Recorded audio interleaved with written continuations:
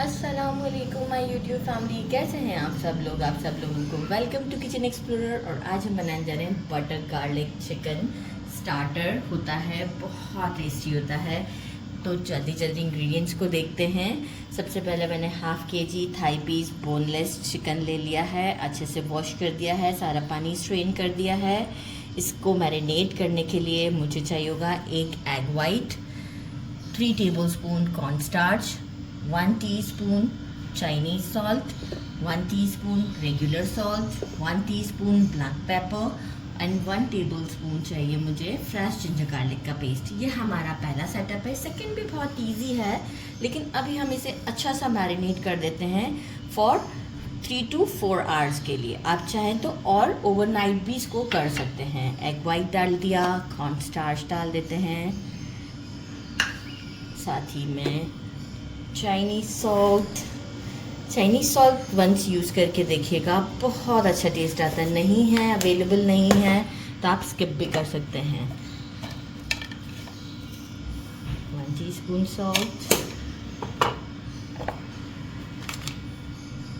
1 teaspoon black pepper and fresh ginger garlic का paste. बस इसके बाद क्या है कि हम इसे एक अच्छा सा मिक्स देंगे और कुछ देर के लिए, मतलब 3 to 4 आवर्स के लिए मैं इसे छोड़ दूँगी। हैंड्स अच्छे से वॉश हैं। मिक्स देते हैं एक और आपको शो करते हैं।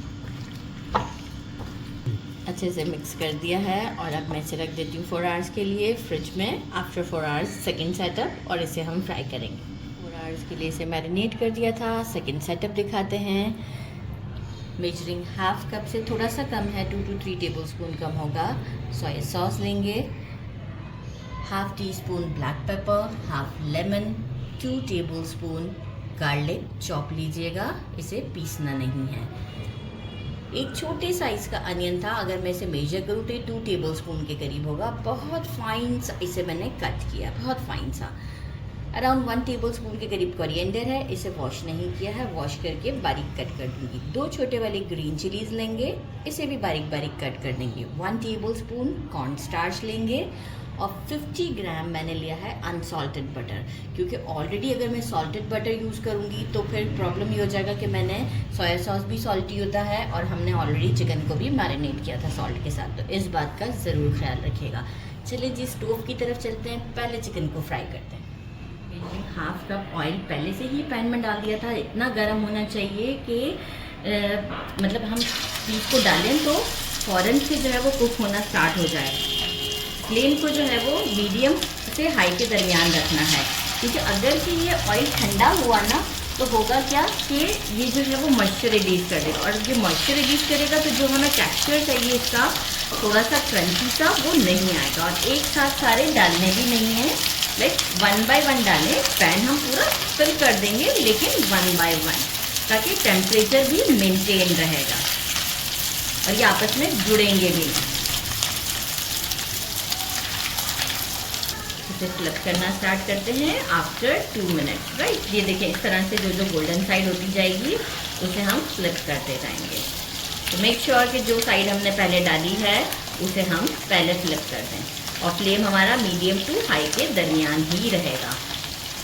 इस तरीके से करते हुए सबको मैं पलट दूंगी, टाइम टू टाइम चेक करती जाऊंगी, जो गोल्डन है उसे पलटती जाऊंगी, और एक अच्छा सा इससे थोड़ा सा डालकर गोल्डन शेड सब पर लेकर आना है। अब आप देखिए कि आपस में ये जुड़ भी नहीं रहे। एक साथ डालने का यही होता है डिसएडवांटेज, कि ये आपस में जुड़ जाते हैं, फिर बहुत मुश्किल हो जाती है इसको सेपरेट करने में, और कोटिंग भी फिर हमारे पैन में चिपक जाती है।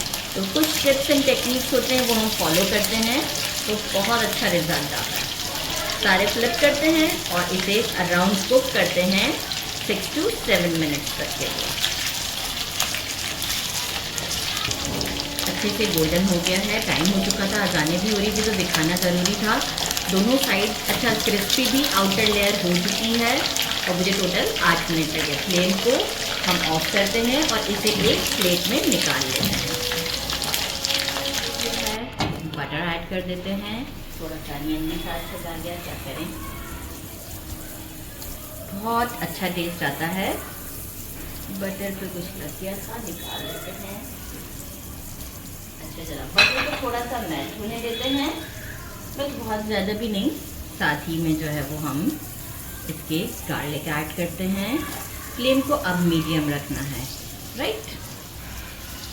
वो हाई फ्लेम पर काम था, मीडियम टू हाई के दरमियान ये हमारा।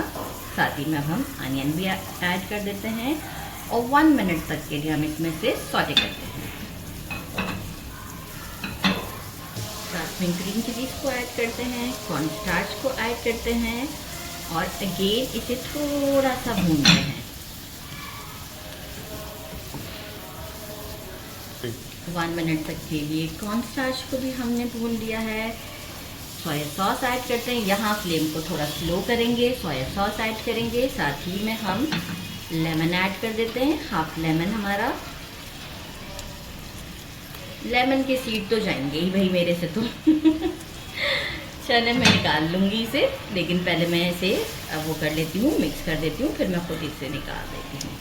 चले हो गया। अब इसे हम थोड़ा सा पकाते हैं कि एक अच्छा सा बॉयल आ जाए, थोड़ी कंसिस्टेंसी भी आ रही है, तो इसे अराउंड 1 मिनट तक के लिए ज़रा कुक करते हैं। 1 मिनट हो चुका है। सारा जो साउंड आया कितना क्रिस्पी है ये, और अंदर से बहुत ही सॉफ्ट, बहुत ही सॉफ्ट। इसे हम इसमें जब तक कुक करते हैं, फ्लेम को अब हम मीडियम टू हाई के दरमियान कर देते हैं, जब तक कि ये पूरा अच्छे से इसमें कोट ना हो जाए। लाइक पूरा ड्राई आपको एक मिक्सचर नज़र आए, मिक्सचर नहीं होगा सॉरी, ड्राई आपको उसका टेक्सचर नज़र आएगा। जब तक मैं इसे पकाती हूँ अराउंड 2 मिनट्स लग जाएंगे। सारा मिक्सचर आप ये देखिए सब ड्राई हो चुका है। ब्लैक पेपर ऐड करते हैं और कोरिएंडर ऐड कर देते हैं और एक अच्छा सा मिक्स देते हैं यहाँ पर और स्टोव को कर देते हैं बंद और मिलते हैं डिश आउट पर। Now it's time to try. मैंने इसे मैश पोटैटोज के साथ और कुछ स्टर फ्राई वेजिटेबल्स, अनियन और कुकम्बर ही है, इसके साथ सर्व किया है। ट्राई करते हैं। सो डिलिशियस लग रहा है। बिस्मिल्लाहिर्रहमानिर्रहीम। Perfect starter with this mashed potato